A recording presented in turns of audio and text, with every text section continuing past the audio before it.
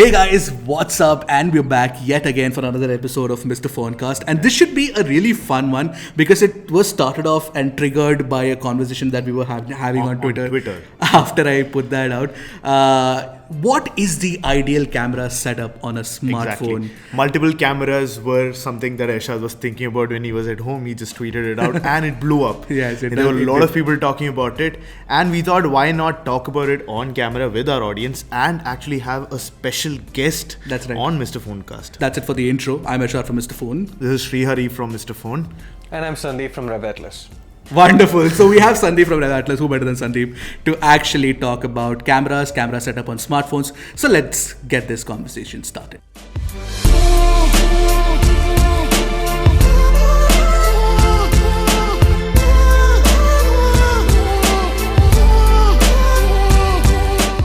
But before we move on, don't forget to hit that subscribe button and the bell icon right next to it to get notified.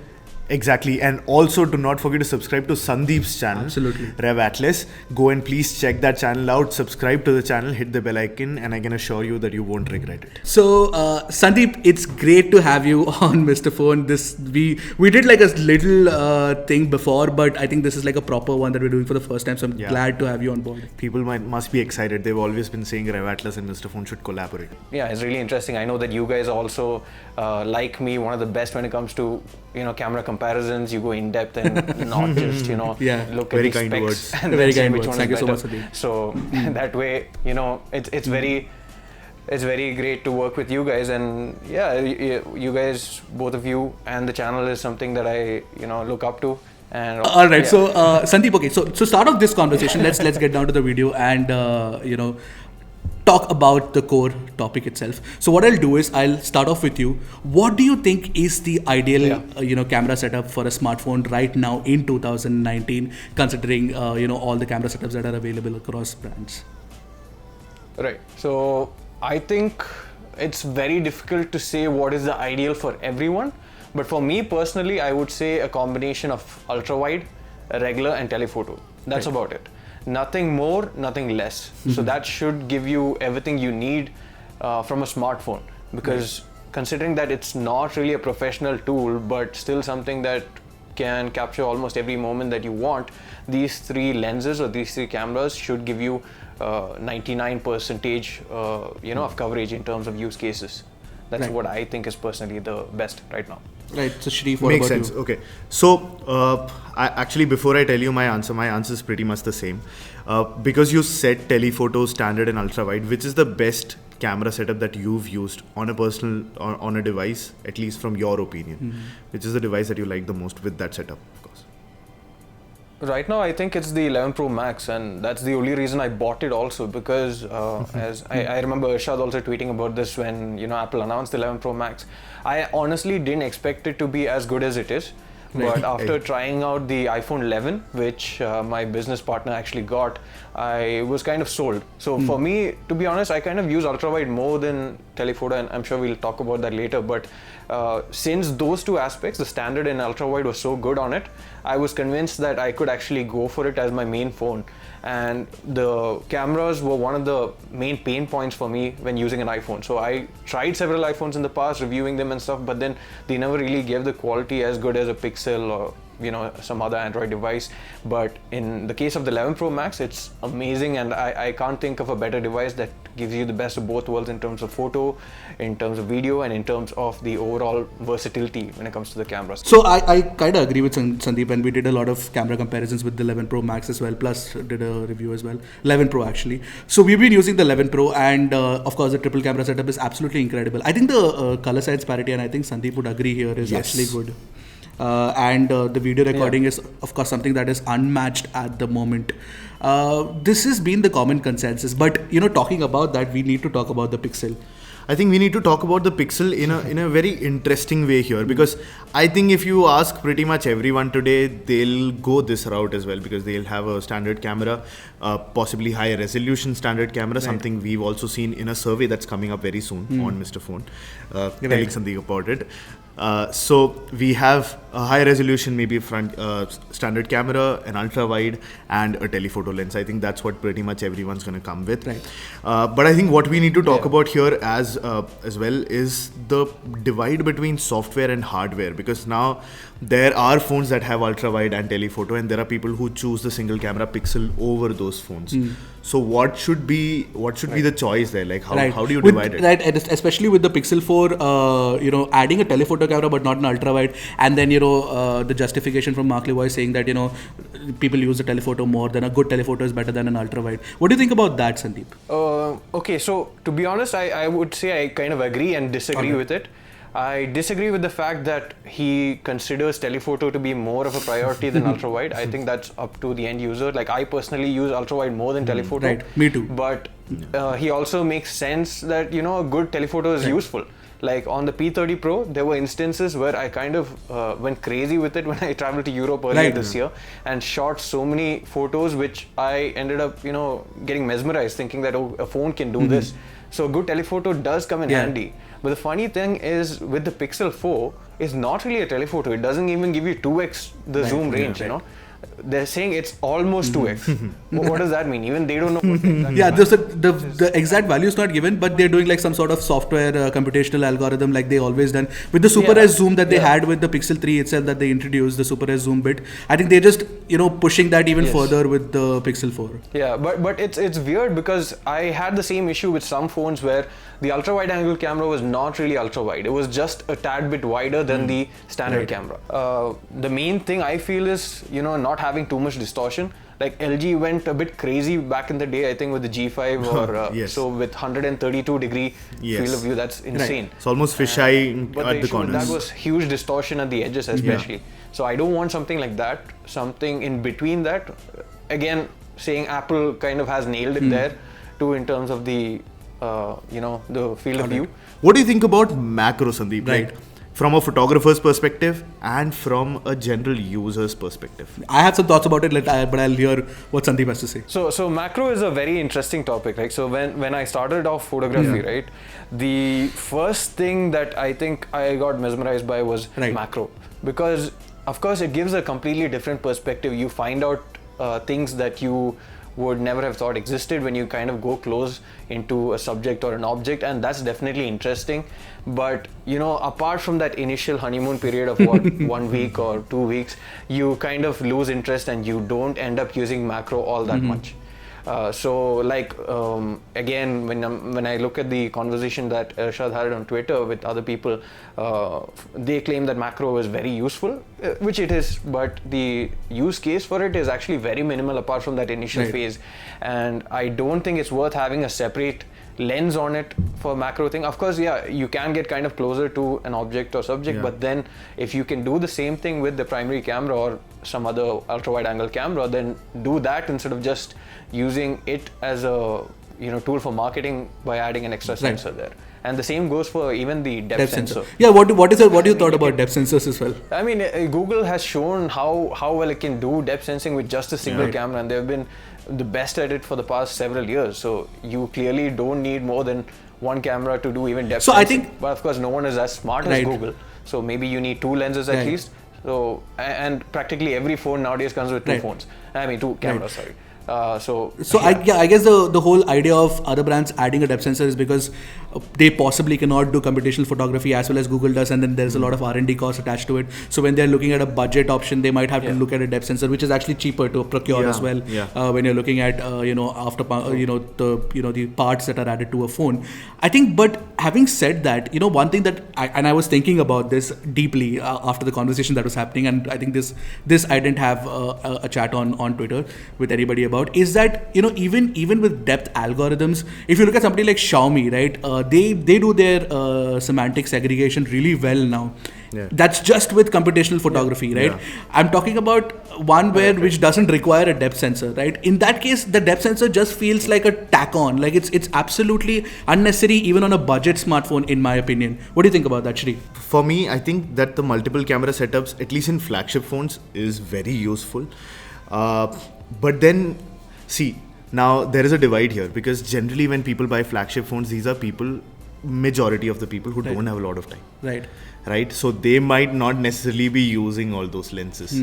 Of course, if we keep away the enthusiasts who buy those phones, then we come to the budget section where people have like generally students or people between the age of 18 and 30. That's a good point. Who have a lot of time, right? So they might actually use these cameras. That's true. That are there on these phones, and although they cannot get the kind of quality that they might get with a flagship, they might use it. They might use it more than the people who are using that's a very good point to make, because I've seen more creative shots coming out of a lot of budget phones also these days. You see all of these people shot on Realme XT and Realme 5 Pro and Redmi Note 5 Pro or whatever. All of these shots look really cool because these kids are getting very creative with photography. And all of these mobile phone, tips and tricks videos are doing really well also. That's some trend that I've seen catching on YouTube as well. So I guess a lot of people are using these tips and tricks to sort of, so if that's a very good point to make. So if probably a lens like a macro lens adds a little more and makes it easier to sort of shoot, maybe that macro lens to have that is a good to have. But I don't know, I can't say the same about a depth camera. Depth camera is something. But specifically about macro, since we were having this conversation and I said that I have my thoughts about this, is that I don't particularly like macro on a smartphone for one specific reason, is that the lens is really, the sensor is small and the lens is really close to the sensor. So what happens as a result is that the phone itself is massive, right? So when you're shooting, you are invariably, especially if you're shooting in, like, say, for example, artificial lighting. So what happens is that there is a shadow that will invariably fall on the subject. So to eliminate that shadow, I found it very difficult.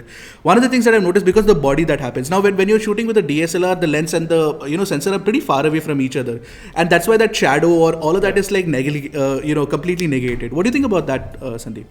So it depends on the lens and the camera also. So even on DSLRs, there are some sensors and lenses not sensors. There's some lenses that you actually need to go quite close to a subject, and in which case you kind of again have the issue with the whole shadow thing and blocking the light. So for example, Nikon has a 40mm lens which you need to go really close up in order to get the proper macro, and that's not also ideal if you want to shoot insects or animals and stuff, because they'll of course move away and things like that.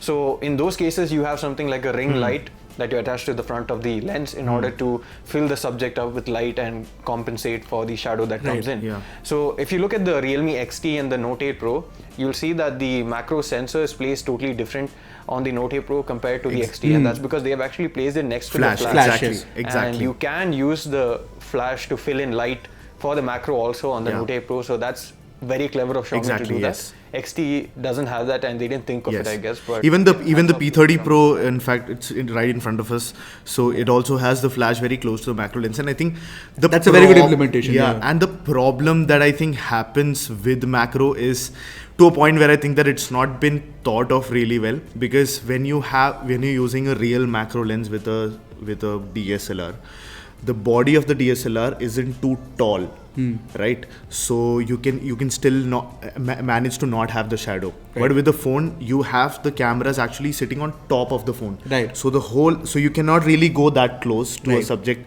If you're taking a shot, you have to take a shot from above. You cannot take it from here below. You have to go close to it, and it's a tall phone. So I think there is a disconnect that happens, and I think, but that is where I'm coming back to the whole point of how you can use software to sort of improve camera performance as well. For example, macro can be achieved using a telephoto or a wide angle as well, as we've seen that before, right?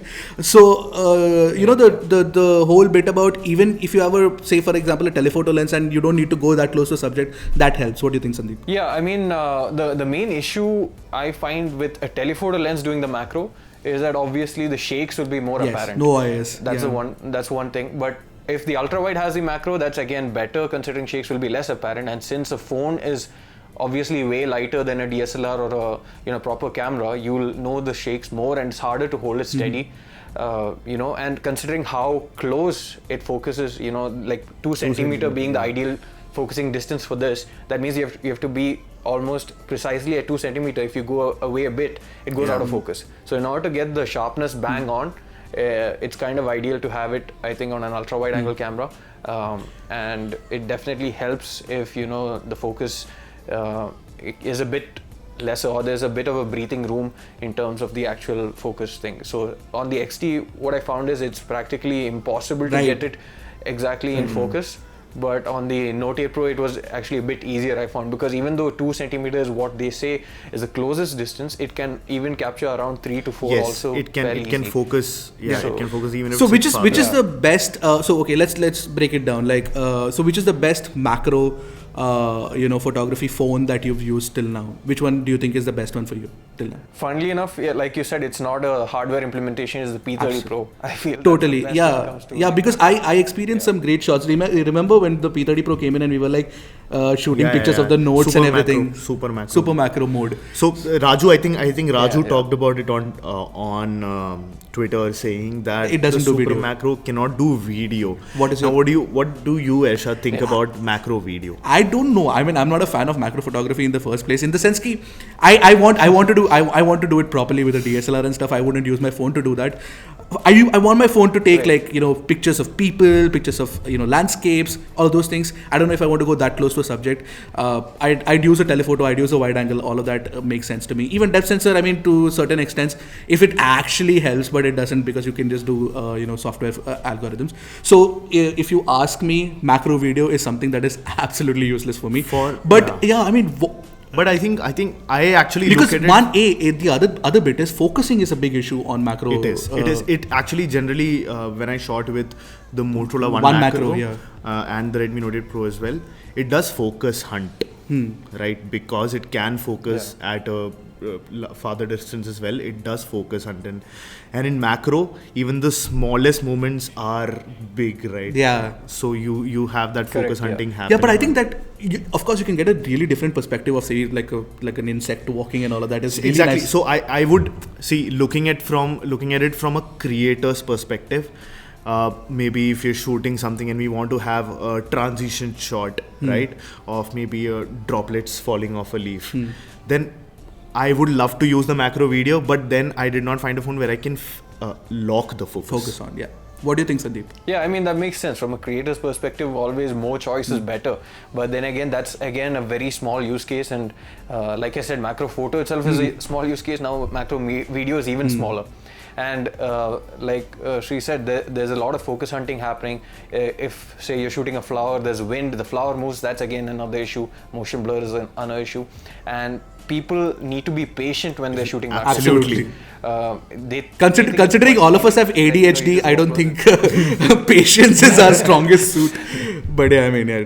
Yeah, so if you're not patient with it, then none of these features is really going to help you, because you have to actually sit, make sure you get the right focus, make sure that nothing is moving, make sure there's no shadow, and all these factors have to come together in order to ensure that you have the perfect shot. Okay. So it's not really easy, but like you said, I think a lot of students and a lot of youngsters are doing it nowadays. I think they used to previously use clip-on lenses. Right. You had Olo clip for iPhone and all these things, so maybe this kind of gives them the ability to do it without a lens, and that's probably the selling factor for them. So I think let me spin this in a more interesting way. Let's be designers here. Now, if you have the Redmi Note 8 Pro, you have 4 cameras on that phone. You have the option to put any camera that you want. What setup would you make, considering that we also need to keep the price, right? What would be your So setup? before we start off, that's a very good question. Like that's a nice way to put it. Before we start off, interestingly, somebody told me, and this is within the industry, like somebody who works for a smartphone brand and knows about how much parts cost. Somebody told me that telephoto lenses are the most expensive, cameras to make on a smartphone actually. So which is why budget phones don't have telephoto in general, and telephoto is limited mostly to the more expensive phones. So if a phone has 2x optical zoom. Or optical equivalent zoom on this on a budget phone, then it means that they've spent a lot of money to get that there. So that's interesting. Correct, yeah. Okay. Yes. So Because even in a regular camera, like a DSLR with interchangeable lenses, the most expensive of lenses are always the telephoto ones, and that's because you need more optics in order to get the zoom. It's a bigger lens as well. Yeah. So without more lenses, more optics within it, so of course the cost does go higher.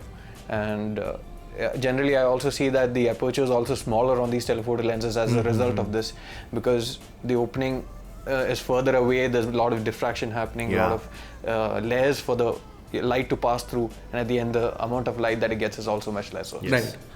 So let's go to let's redesign the Redmi Note 8 Pro with 4 cameras. You can also reduce the number of cameras if you want. Maybe that brings the cost down. So yeah, I'm actually thinking what would I do? So we You know, have- up until now I was like, yeah, this is not needed. This is this is waste. But whatever. But now when you think of it, maybe not. See, if I could get a telephoto camera for the price of say depth sensor plus the macro camera, I would probably go for that. Yeah, So okay. that's what That would as a exactly be trade-off, my right? choice as But well. that's me. So I would do like a ultra. I think all of us will conquer on that. Is that triple camera setup with an ultra wide and a telephoto and a regular primary camera, high resolution primary camera. Now since you're talking about high res, I actually wouldn't. What? See, Oh, now interesting. my thing is that from what I know, I don't think that for the price of a macro and depth, we could get a telephoto. If that is quite true actually. I would. Yeah, it's not. That's why I said If it's possible. If it is possible. If it's not, I really like the iPhone 11's idea, because if you have to sacrifice between a telephoto and an ultra wide, I'd rather choose the ultra wide than the telephoto. That's my perspective. Yeah, that's my yeah. perspective. That I That would doesn't do have to that be the too. same for everybody. But I really like the telephoto camera. Like I've always liked the fact that the iPhone 7 Plus, when it came out with the 2x optical zoom, I was like, wow, that's really nice, and you can do great portrait shots as well, because portrait you get the right focal length, which gives the right size of the face as well, which is something that I really like on telephoto cameras. If I need to have a 3-camera setup, then I would actually put a standard sensor, an ultra wide sensor, and maybe a monochrome sensor. Monochrome, yes, we haven't spoken about this as well. Whatever happened to monochrome sensors, Sandeep? Right. Remember the P9? So- Remember the P9? Yeah. I remember when the P9 came, it was actually one of the best cameras I've tried up until then. It came, I think, alongside the S7 Edge from Samsung, same year, I think. And I actually was taken to Coorg by Huawei for a shoot and all that. So I went to Bailakuppe then, the Buddhist monastery, and then I shot a few photos. And when you actually convert things into monochrome, right, it looks so much different, so much Absolutely. better. Everything seems And better. it's completely different from So- actually adding a black and white filter. Yeah, totally. The dynamic range, the tones, everything is so different, and is especially visible, I think, on portraits when you're taking photos of people. The skin tone is so much better on that, right? But what I have also found is, apart from having true monochrome images, that is something that we still don't get, regardless of whatever happens in terms of technology. What we do get now is already better dynamic range and better, That I low light can performance. understand, yes. Thanks to software and developments in the camera So better sensor, DSPs field. So, and better. Yeah, better DSPs on. yeah, so you don't entirely need the monochrome camera for those things. So I guess they thought that if it's not contributing in those aspects, I see. might as well just get rid of it. But then again, people who love monochrome, the Leica M9, there's a monochrome camera which actually costs more. That's than true, the, that's true. Regular M9. Yeah, so there are people who would swear by monochrome, and I think that's Yeah, but I think again, very small fraction of people, I think it's not like a mass market thing where people would be like, oh no, I want to shoot black and white pictures. And it's only. not. See, I would go to the extent of saying that even macro and depth sensor were made mass market by smartphones. That's say true. today most people didn't even know that we could go this close. I think right? I think still I would still understand a macro, but a depth sensor for me till now is like a filler. It's like we want more cameras. Like even when people were doing dual camera setups, they were like, okay, fine, we have 2 cameras, and one of them is a depth sensor. I'm like, what are you going to do? What are you going to do with the depth sensor? And I think it's more about. I think we've always talked about this, Ershad and me. It's more about right now. I think in the industry, or it's been that for a long time. For brands who want to sell more phones, it's more about perceivable change than real true change. That's right. See, for example, one of the things that I really don't get is are these high resolution sensors. Apart from the Sony IMX586, which I absolutely love, because it's a proper pixel bint sensor that does really good sharpness and texture detail retention at 12MP crop. The 64MP Samsung GW1 and the 48MP Samsung sensor that was there, the ISOCELL sensors, both of them I'm not really a fan of, honestly. To compensate for the lack of sharpness, there is a lot of over sharpening that happens on certain sensors. So I'm not a fan of the 64 megapixel sensor. I'd still go for a 48 megapixel Sony IMX586 toting camera. So what do you think about high resolution cameras? So honestly saying, I feel that they have capability, but the issue is that we need to implement it on a flagship smartphone in order to get the true benefits of it. Because most of these cases, what happens is when you're trying to do pixel binning, that's a lot of processing that's happening. So in addition to the pixel binning, if you're able to combine, say, deep fusion or those kind of technologies, then you will have huge results. Yeah. But right now you have mid-range smartphones using this, which don't really have the technology to do that sort of image stacking, but they just do pixel binning and regular HDR. So that makes you're not sense. seeing the full potential of That the makes sensor. sense because But with that said, also at the end of the day, if you're actually having a large sensor with a large pixel size by default, that will still be better with lower like for megapixels. example the P30 Pro, right? And you're getting into details. You have definitely an advantage when it comes to 64 megapixels. That also is like physics, right? You definitely get more details and sharpness when you get it. When you get an image from 64 megapixel compared to 12 megapixel. But then that's again when you really zoom in, and then only you'll see the benefits. At a glance, there's not much of a difference, and again it also boils down to the processing. There are 64 megapixel or 48 megapixel sensors out there, even from Sony, where, no 64 from Sony, but the 48 from Sony, which performs really badly because of the way that the software works with it. So it's a combination of both, but I think it's currently being underutilized. Maybe a time will come when these mid-rangers can do more processing with it and take better advantages. But currently, does that mean that the brands are rushing to the market with these high-resolution sensors, according to you, Sandeep? I think they're not rushing to it, but they need to, like you guys said, they need to bring some change, some sort of a difference. So I think for a while it was just the number of cameras, and this megapixel war was always there even before, right? And it sort of died down in between, and now it's again back. So when they find that some sort of aspect of a smartphone is getting stagnant, they kind of find other ways to improve it. So this pixel thing was perhaps because on it's the down low easier for a to while, market. but they were like, hey, why don't we tap into this to cause some changes? Because processors are kind of really powerful now on any smartphone, right? And you can't imagine doing the things you do on a mid-range phone, even on a flagship phone a few years back. So when you think of it that way, I think they had to go the camera route, and of course a few years down the line, if you implement the same thing, it would be better. But then again, the whole point of technology is enabling the people to do something new as soon as possible, right? One question that I have would be, it's a simpler question I guess, is that what camera do you think, or what lens do you think should now come in smartphones? Like we have ultra wide, we have telephoto, we have macro as well. Is there some other type of lens? Because we never thought we would have telephoto or ultra wide on a smartphone too. That's true. So is there any lens that you think, is there any camera implementation that you think should come to cameras? Right. Come to smartphones, sorry. What lens? I'm not there aware are a of few it. lenses like tilt shift lenses and all, which would be great on a smartphone, but I don't see it coming. Tilt shift. So it's essentially like you can adjust the perspective. Imagine you see Inception, right? How the buildings warp around each other and stuff like that. So essentially you can adjust the perspective. You can adjust the distortion, those kind of things. So you can play around with the entire image to a much greater extent. So tilt shift is something that isn't there on smartphones, but I don't know if it will come because it's very complex to make, and it also allows you to kind of get light leaks and other sort of blur. If you look at a tilt shift lens, the basic mechanism is you can actually change the plane of focus. So you can you guys can't see me, so basically the lens is kind of so you can slide the lens up. Wow.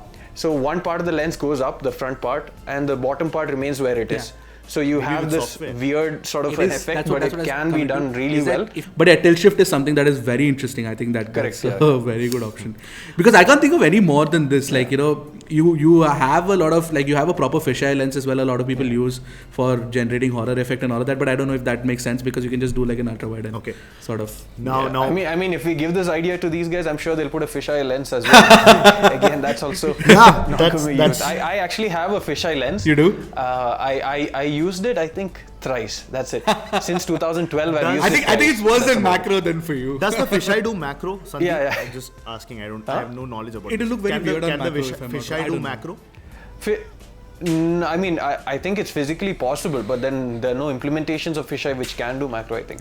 But it is possible. If I have. But then again, it adds more optics and it adds more costs. So.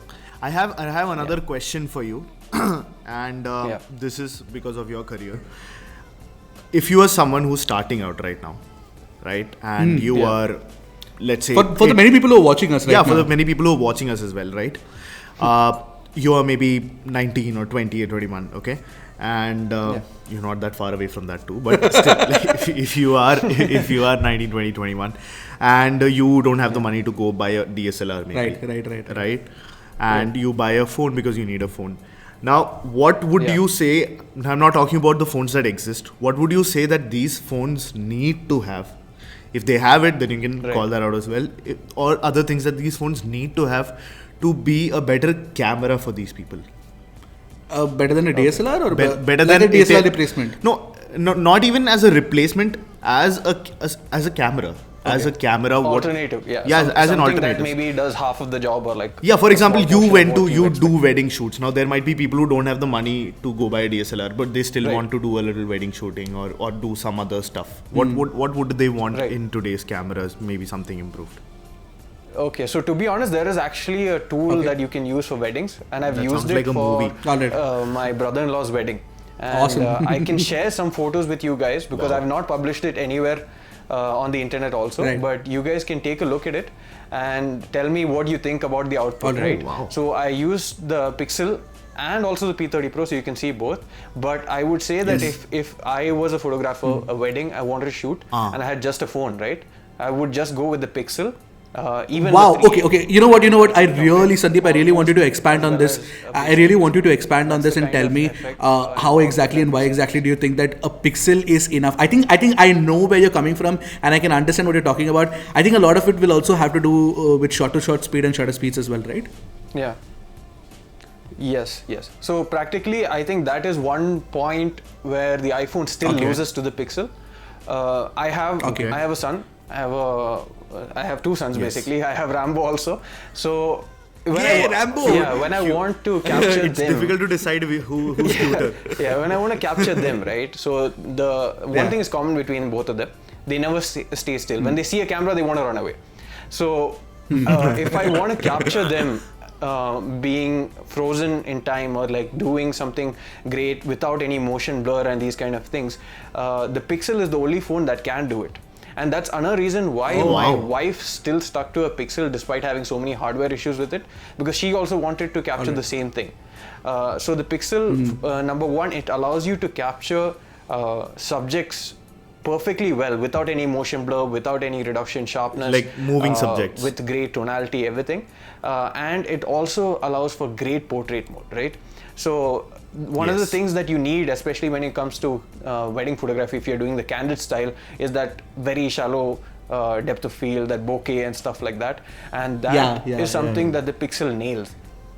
And of course, other phones come close, but they don't really give that same effect. And like I said earlier, freezing that moment of time forever is really important. And suppose you're seeing a couple exchange rings and you want to capture that, the Pixel will make sure you get it no matter what, right? It's only your fault, it's your thing to lose. But on the other things, you might be fast enough, but the phone is not fast enough. So you think that somebody can actually use a Pixel to do a wedding photography and make money out of it, which means that 19, 20, 21 year olds who are crafty enough, who are creative enough can actually do this, can actually pull this off. And the more interesting thing here about what Sandeep said was that he said that he could use the Pixel 3a as well, which means that it's not the processor necessarily. No, not at all. It's Pixel's algorithms. It's the software there. See, so how important it is to understand and note that multiple camera setups really don't mean much unless you can actually have use for them. Yeah. Right. So you can actually do a wedding.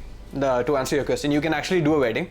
To get paid is the tough part, because number one, most clients, at least in India, they would like to show their relatives and their friends that they have a professional photographer who has a huge lens, who has a huge camera, or a bunch of lenses, a bunch of cameras, and a whole team. So if you end up going to a wedding with just a Pixel, there's a high chance that they would be like, the photos he clicks are going to be shit. Maybe court marriages. But at the same time, if you can perhaps disguise your Pixel in a camera body of sorts and somehow just Oh, take yeah. photos like incognito and then show them the results. And imagine this is such a creative story for even for somebody like Pixel or an iPhone to sort of do this way. That somebody went to a wedding. Actually, you know what? If you guys want, let's do a proper collaborative video where we actually go out and do this. Let's shoot a wedding. Yeah. But why are we telling this to people? Let's keep that a secret. Okay, no, let them know. I don't know. This is gonna be there on video. Let them know. Let's figure out. Like obviously, the people who we will be shooting might not know about it. So that'll be cool. That'll be a fun experiment. Actually, yeah, let's do that. Let's do that. Let's try to find a body for a smartphone and try to use like maybe we can use the one of us. Mr. Phone can use the iPhone. Go to a wedding where there's already a professional photographer. You sit and just shoot whatever shots. Just go to a wedding and as long shoot, as yeah. Oh yeah, that's a good point. So when you're getting married, we get a friend. So you know, Shree, when are you getting married? Yeah. You're the only one who's not married right now. Sure, why not? Alright, so no, that's a very good point. Actually, that, of course, it's also a case of you're right. But there are also a lot of younger clients now who would be okay with using a Pixel or would be like, you take good pictures for us, we will pay you.